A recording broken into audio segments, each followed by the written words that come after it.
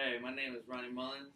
I will be giving you a persuasive speech on the dangers of bicyclists riding on roads with no bike lanes. But before I do that, let me introduce you to my audience. This is my friend Mike, my wife Karen, my son Noah, and my sister Sarah, my dad Joe, Troy, and Anthony.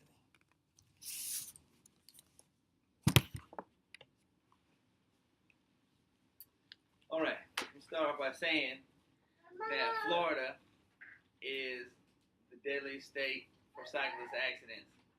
And I live on a road that has a lot of bikes riding up and down it all the time. It's a rural road with a high speed limit, and I've seen a lot of accidents.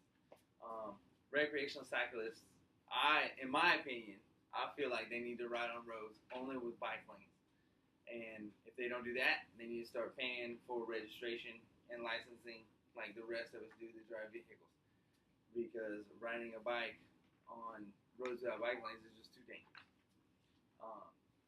And the danger increases with the speed of the road that they're riding on. And half of deaths occur on rural roads, which is the kind of road I live on without a bike lane. And because I've seen, I don't know, on at least 2 occasions, I don't know if they've been there for the bikes every time, but on 2 occasions I know for sure I've seen an ambulance there for a bicyclist that's been hit by a car because there have been no bike lanes. On urban roads, there is a much higher traffic volume, so that leaves a little space for cyclists there, and accidents happen in urban areas where cycling is most common.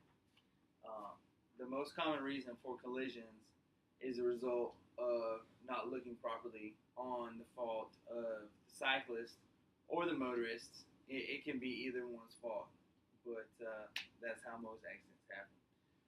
When you combine that with not enough space on the road because you don't have a bike lane, then accidents are much more likely to happen. Riding bikes on roads without bike lanes is not also only dangerous for just the bicyclist. It's dangerous for the motorist as well. Because when cyclists ride in groups, and I know you've seen it, they ride in groups of 50 or 100 of those dudes with tight pants. You see them cycling down there, and it's just hard to get around them. And there is much more risk of collision that way. And according to the NHSTA, motorists should leave at least 3 feet of space between the cyclist and the car. And I drive an F-250, which is a big truck. It's a big white truck, and it's very difficult to pass one bicyclist, especially when there's oncoming traffic. And imagine a group of 30 bicyclists that I'm trying to pass in an F-250. I'm going to wind up hurting myself. But lots of vehicles have a hard time leaving enough space for bikes, trying to get around them. Not only myself, just any old regular car has a hard time getting around bikes. But cyclists are more likely to cause the crash than the actual motorist because we're coming up behind you. We can see you. But and according to ABC News, the cyclist causes more crashes than the motorist. Actually, 60% of the time, the cyclist is at fault, and that's according to ABC News. So it's got to be right. The most common cause for crashes is driving on the wrong side of the road, and that's the cyclist. And that's not always that's not every day, but and if bikes were allowed to ride on roads only with bike lanes, that would never happen. It doesn't matter which side of the road you're on if there's a bike lane. But anyway, so far I've discussed about how riding with bike lanes is a danger to the cyclist and the motorist. But now I'm going to talk about how we can increase bike lanes through bikers' financial obligations. Cyclists should have to register their bikes and buy a license for their bikes, just like a regular motorist driving a vehicle should. And according to Florida law, a bicycle is considered a vehicle, and the bicyclist is considered a driver. And they want to share the road, so why not share the fees? Sometimes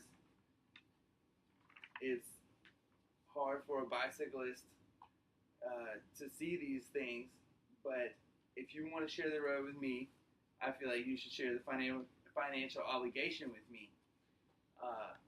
So anyway, the money you spend can buy the bike lanes that you need to be safe and to make me safe also. I'm not a biker, so maybe I don't see your point of view, but hopefully you see my point of view. And in conclusion, I am really glad that you got to hear me today, and hopefully I persuaded you a little bit. And maybe next time you'll think before riding on a road without a bike lane. All right, thanks a lot. My name is Ronnie Mullins. Get off the road.